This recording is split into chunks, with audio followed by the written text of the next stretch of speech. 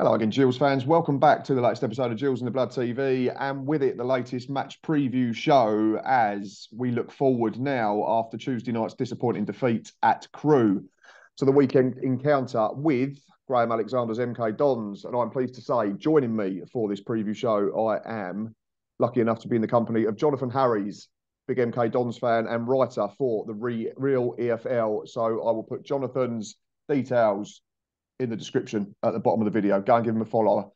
Brilliant fan of his football club and genuine nice guy who likes to support various content creators up and down the land. Jonathan, appreciate you joining me because, as you can see, he is in Sainsbury's attire. He's doing this on his break, so appreciate your time. Thanks for having me on, Matt. I always enjoy coming on these sort of shows. So, yeah, I'm looking forward to it. Good, good. Right, we'll get straight into it because I understand you're having a few connection issues and we don't want it to drop out straight away. Last six in the league doesn't make great reading for either club after really solid starts. Gills at the moment have taken 7 points from the last 18 available. That's 2 wins, a draw, but 3 defeats. Just too many of them sneaking into the results column at the moment. But we currently sit 8th after midweek defeat at Crewe with 19 points from 33. MK Dons had a similarly brilliant start to us.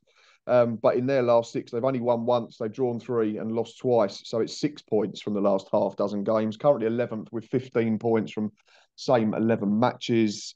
We're solid at home. You've been all right away. It's a mixed bag, 2, 2 and 2 from 6 encounters. Can you put your finger on though, Jonathan? After such a good start, you won 4 of your first 5 like we did. What's gone wrong? Because like we say, 15 points from 12 points from them first 5 games, but you've only taken 3 points from your last 6 fixtures. Um, I personally don't think there's too much gone wrong. Our issue has been we had a great start at Wrexham. I think we caught them at just the right time. They just come back from pre-season, and we just put on a show and basically went to their gaff and won 5-3.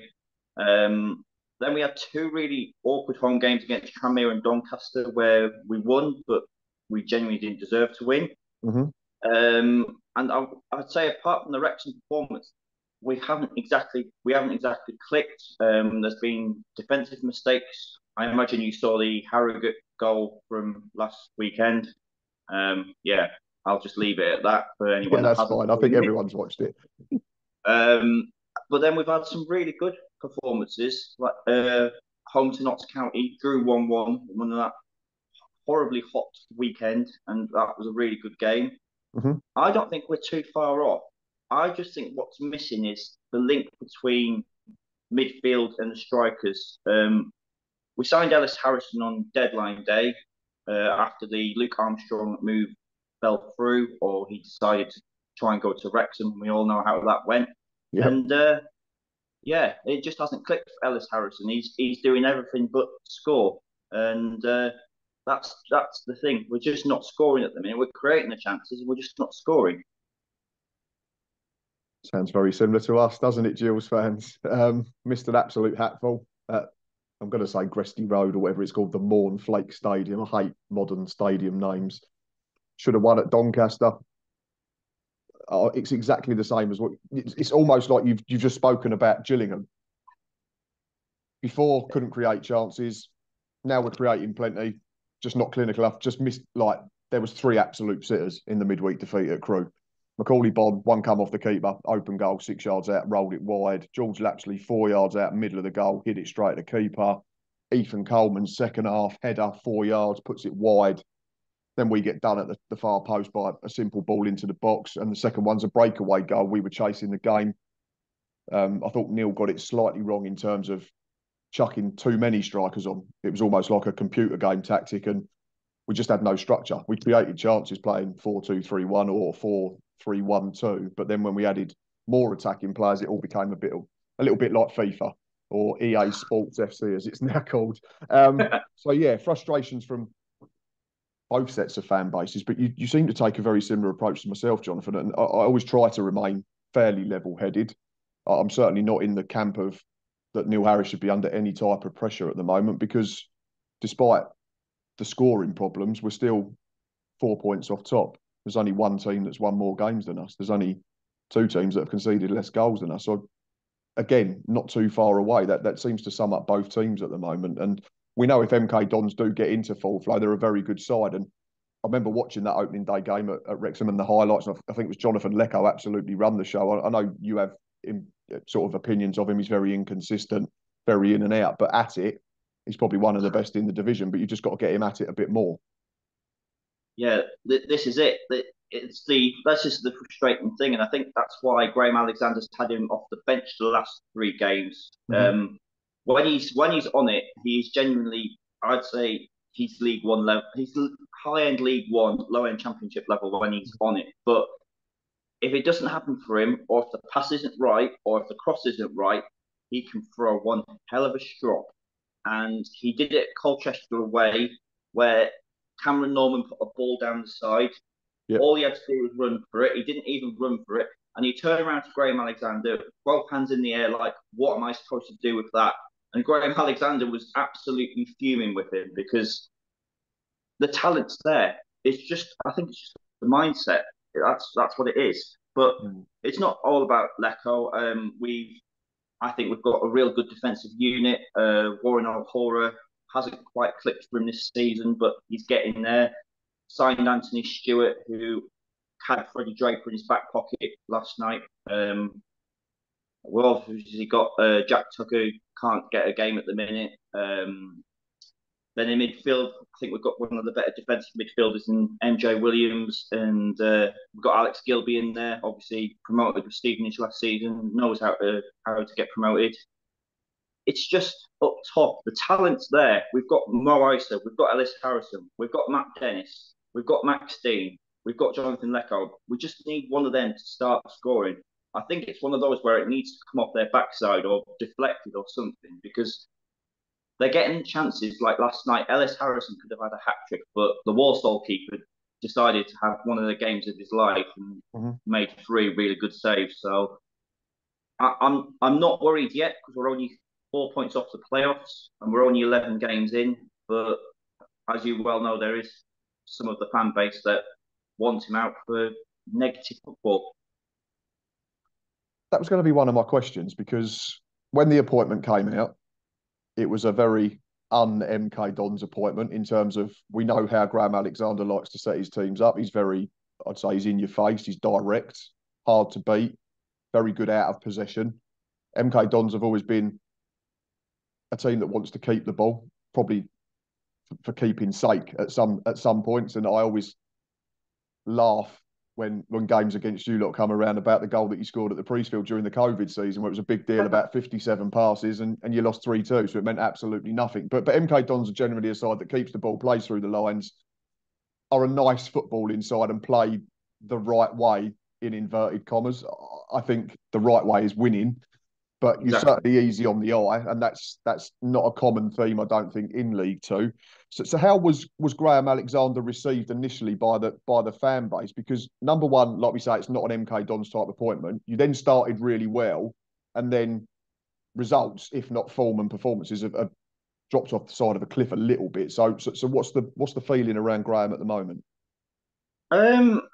He's very much split the fan base. If I'm honest today, when he was appointed, I was really excited. Obviously, what he's done with Fleetwood, what he's done with Salford in League Two, got them promoted, which is what Pete Winkelman wanted. He didn't want to mess about in League Two.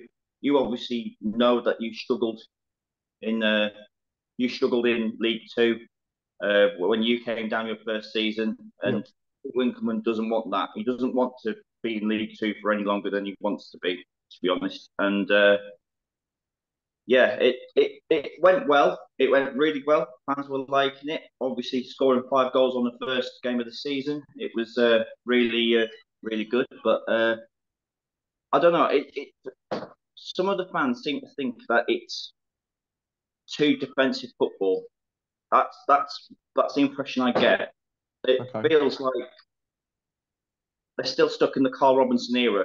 That's my honest opinion. You know how Carl Robinson played, was all out attack, and we've got to forget we haven't got Carl Robinson anymore. I think we had a good coach last season in Liam Manning, which has been proved at Oxford. He's doing He's brilliantly at Oxford at the moment. Yeah, I've just improved at actually seen a Oxford. tweet about how good he's doing at Oxford at the moment. Yeah, yeah, literally just looking at it. Played 10, won 8, lost 2, scored 21 and conceded 8 this season with Oxford. So yeah, So yeah, frustrating. and of course we had Russell Martin, who was all about Rustball and about keeping possession, like you said, 57 passes for a goal, and maybe, well, obviously it hasn't quite worked out for him, even though somehow he keeps getting better jobs. But I personally think this appointment was just about getting back up to League One as quick as possible and going from there, because I don't think Pete Winkelman was prepared for this relegation. He kept saying all last season, "We will not get relegated. We will not get relegated." And that last day at Burton, he got some pelters for Yeah, I just getting think relegated. we know that there's no such thing as a squad that's too good to go down because Exactly. the league table doesn't lie. But I think if you looked at your players and personnel last season, you should have been too good to go down. But if you don't get enough points and you finish below the line, you go down and you deserve it ultimately. But is there perhaps a conflict of interest at the moment then with MK Dons because you've got such contrasting styles historically compared to what Graham Alexander is all about, and you've still got some of those types of players. Like you wouldn't say Alex Gilby potentially is a Graham Alexander type footballer. I know you still need some of them in there, a little sprinkling of Stardust and that type of thing, but he always Yeah. strikes me as a player that, as a manager, that wants to have a focal point in the final third, people to run off him and maybe go back to front fairly quickly. Is it a case of that maybe some of the players that are struggling to adjust to that, having played a completely different way for so long? Yeah, I think there's also a relegation hangover, which Graham Mm-hmm. Alexander keeps saying there's no hangover on relegation, but you can't tell me that players aren't affected by a relegation, particularly towards the end of the season when we were 4-1 up against Barnsley at home and bottled that for 4-4. We're beating Cheltenham 2-1. We're in added time, drew 2 each. 30 odd shots against Burton last game of the season, where ironically Craig McGilvray, who's with us now, had the game of his life. I just personally think it's still in some of the players' minds. It's I think interesting it that has to now, be. Because going back to yeah, your point about teams that came down with us, I think no team when we came down with Wimbledon, Crewe, and Doncaster, the highest finish was 13th, I think. So there's a massive impact that it has on players and staff there is. and supporters as well, I think. This is it, and the fans were in shock probably at least 2 weeks after we got relegated because they weren't expecting relegation. And for me, there's always going to be a hangover from that sort of disappointment. And Graham Alexander's not only got to try and get us promoted, he's got to try and get the confidence back in the current team. It's quite interesting because Alex Gilby, I think, was his first signing when he came in, and it was Mm. Alex Gilby that wanted to come back as well, which I found really really promising because for all intents and purposes, Stevenage basically gave him a contract and said, "Come up to League One with us." But for him to come back down to League Two just shows the pull that we've got. I mean, obviously you've got it a bit with Macaulay Bonne as well.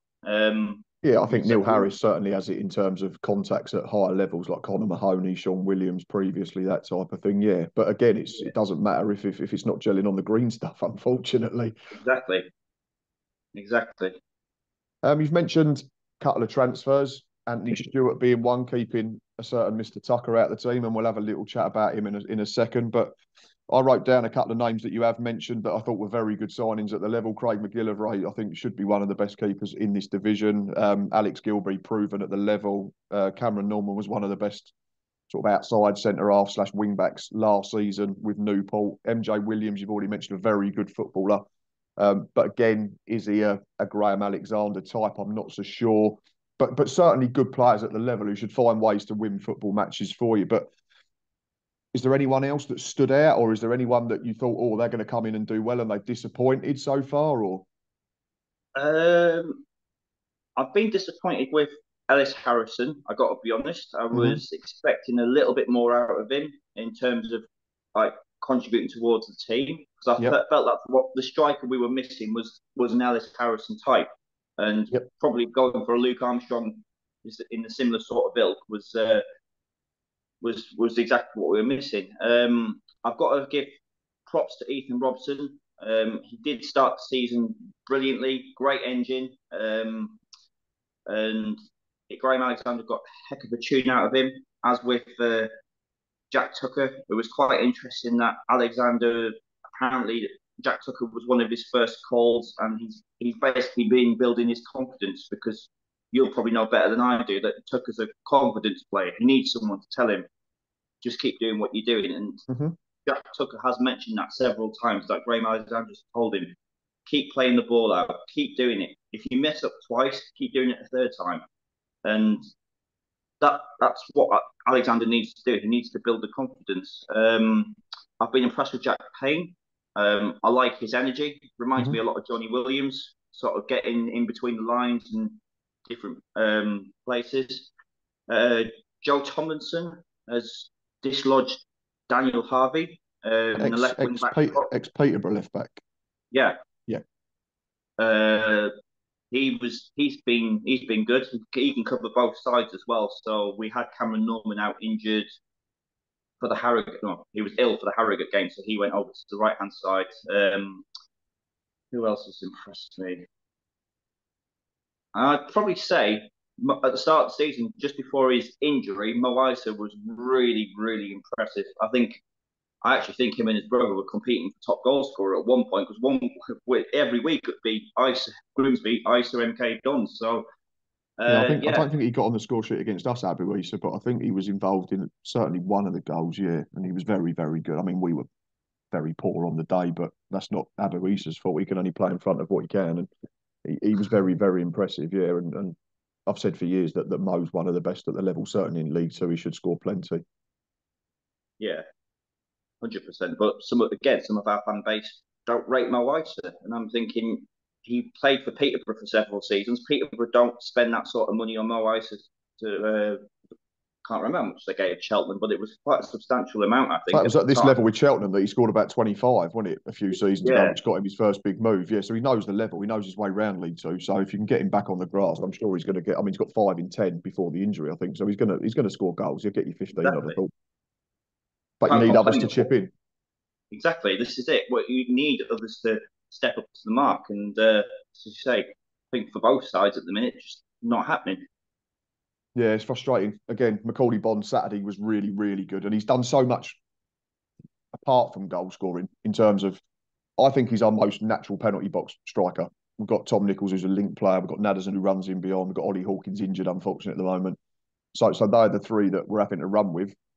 I think there's been clamour for us to go to a 2 up top on Saturday, but I can't see it with only 3 strikers available because then you'd lose probably a Johnny Williams or a Jules Lapsley. So, but yeah, Bond was very good Saturday, scored his goal, should have got another one. Keeper made a good save. You thought, right, he's up and running. And then Tuesday night, unfortunately, misses an absolute sitter. And we're back to square one a little bit. I think some of the reactions to it are well over the top, saying he's not fit to wear the shirt, he should be dropped.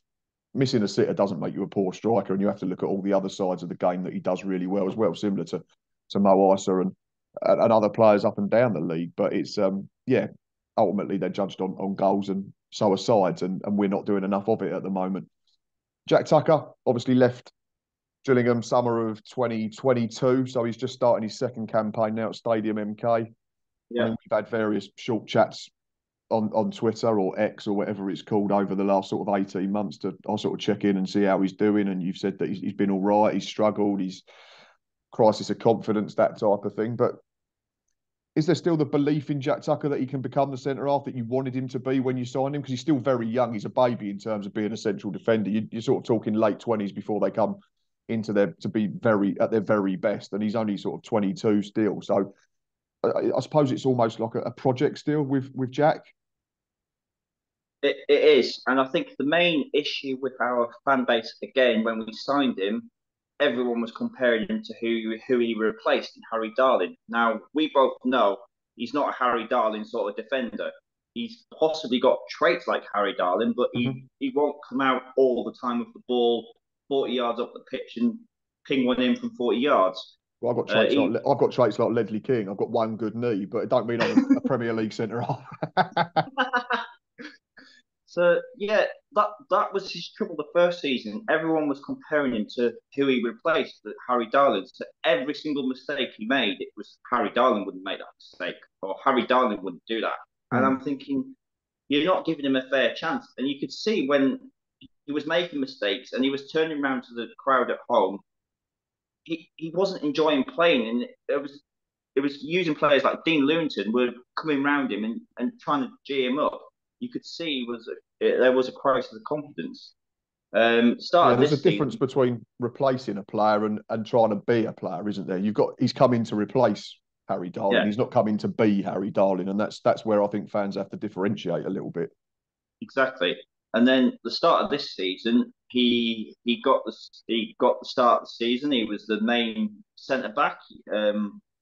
He was really trying to play the way we do. He was taking the short goal kicks from McGillivray. He was spraying the ball nicely to the wing backs. And then we signed Anthony Stewart, and we Mhm. thought, oh, that's maybe to cover in case O'Hara goes. But I don't know. It seems Alexander wants a slightly more physical defender, or he's got the option to have Jack Tucker as the ball playing centre back for different opposition, because he has said he came on at half time against Harrogate, and he said it simply because he wanted a defender that was better on the ball than Anthony Stewart. And we all know Anthony Stewart's strengths are bullying people in the air, basically. Yeah, being a And defender's defender. Yeah, exactly. So I think there's much more to come from Jack Tucker. I think there is a player in there. I think there were rumours Sheffield Wednesday were looking at him when we somehow got him. So there's obviously a defender in there. It's again just building his confidence. that's it. Yeah, and if you're a team that suddenly has forms it a wall and you're conceding too many, it becomes like anybody. You start overthinking stuff, and then it becomes an issue. And that Yeah, applies to defenders, midfielders, and goal scorers, doesn't it? Right, team news predicted lineups time. I don't think Gills have come out of Tuesday night, thankfully, with any injury problems.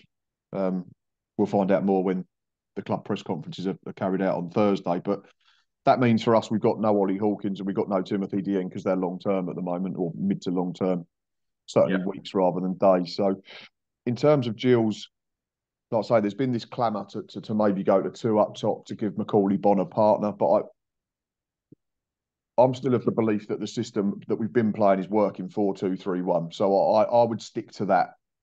Whether Macaulay Bonne starts, I'm not sure.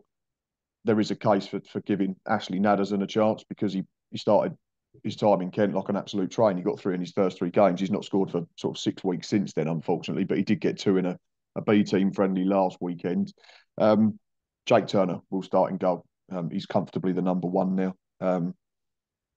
There was a change at half time at Crewe. Robbie McKenzie went to right back and Che Alexander got sacrificed for a centre forward. So it might be the McKenzie we persist with at right back. I might get shot down here by Gills fans. I don't think Connor Masterson has looked anywhere near his best alongside Shad Ogie. And I'm not saying that's Shad Ogie's fault or Connor Masterson's fault, but I think as a centre half pairing trio, depending on what system you play, you have to build up a relationship. So for me, to retain some solidity, I'd bring Max Emer back into the team alongside Connor Masterson. I'd take Shad Ogie out. He's played a lot of football. He's very young. I think he's 1 card away from a suspension anyway. So I think a spell on the sidelines wouldn't do him any harm. Scott Malone has to continue at left back. I think then Sean Williams gets recalled after being rested in the week to play alongside Ethan Coleman. Connor Mahoney has to play from the right because he's been our best attacking player over the last few weeks in terms of goals and assists. I think you've got to get Jules Lapsley in there if he's fit as the number 10. He can be that link player and he can be a threat in front of goal. I'd go with Dom Jeffrey's legs on the left as opposed to Johnny Williams. I think he offers more in terms of running towards his own goal and out of possession, and we might have to do some defensive work. So I'd go with Dom. I'm split then as the centre forward between Macaulay Bonne or Ashley Nadesan. So toss of a coin for me at the moment, but that'd be my lineup. Obviously, I'm not paid to make the big decisions and I don't earn the big bucks. So we'll see come 2 o'clock on Saturday what Neil Harris goes with. What do you think your team's going to line up? Will there be many changes from Tuesday evening, or are you going to say, right, let's just go with what we did because we kept a clean sheet and ultimately stopped the rot a little bit? Uh, I think it'll be similar to Warsaw. Obviously, McGillivray will be in goal. Cameron Norman will be the right wing back. The only thing I would think is, I think if Ollie Hawkins was playing, I think Alexander would have two more physical defenders in there. He'd have Stewart plus possibly Tucker instead of Harvey at the centre back. But I think because of the Ollie Hawkins, I think he's going for the same back five. So it'll be Norman, O'Hara, Stewart, Harvey, Tomlinson. Okay. Then there'll be MJ Williams and Gilby in the midfield. And then you'll have Jack Payne as number 10. He got an hour last night and then came off. Then up top, I'd go Mo Isa and Matt Dennis. I think the pressure for Ellis is possibly getting to him. I think three of the chances he had last night, he would have buried in form. And I'm wondering if Alexander's contemplating having him as a bench option. I wouldn't be against him starting because obviously it's Gillingham physical side, you know what you're going to get. But I wouldn't mind a change if Matt Dennis and Mo Isa are up top. But as you say, our bench is quite strong with the likes of Lecco and Ethan Robson. And if you were to push me, I'd probably say you'd probably stick with what was last night. But say I'd make those changes if it was me. Again, similar sort of question marks over your front line to what we're getting with ours at the moment because of the struggles that we've had over the last few weeks. Final question before I let you go. Afraid you've got to go back to work, unfortunately. Score prediction. Well, I said from the two away games this week, I'd take 4 points, which means that I have to back us. I have to back you to win. I have to back to win. I'd probably say 2-1. I can't see us keeping a clean sheet against physical side. It's how we start. If we start really well and get an early goal, then we'll win. But the longer it goes on, the more nervous I'll get at 0-0. That's the key with us is scoring first. We've only won one league game from behind under Neil Harris. Wow. If we concede the first goal, yeah. But if we score first, we've not lost. Oh, okay. So, yeah, it's a cliche, but opening goal is massively key if you play against Gillingham. I'm going to be positive the other way. I think we'll get a reaction. Not that the performance I didn't think was awful against Crewe. It was just we just missed too many chances, and we've done that over the last few weeks. Yeah. I'm going to back us to go. I'm going to say Gills win by the odd goal. I'm not sure who's going to score because I'm not sure who I've picked in the 11 yet, unfortunately. So, should have all the makings of an intriguing afternoon. Jonathan, thank you very much. I do appreciate your time. Like I say, you are at work and you've come out and used up your break to come and chat to me. So it is really appreciated. Like I've said, everybody, Gills fans, MK Dons fans, I will put Jonathan's details in the description at the bottom of the video. I'm sure all the MK Don fans are following him. But if you're a Gills fan and you're not, please go and click that follow button. He knows his stuff at the end of the day and he's given us a great idea of what to expect come Saturday afternoon.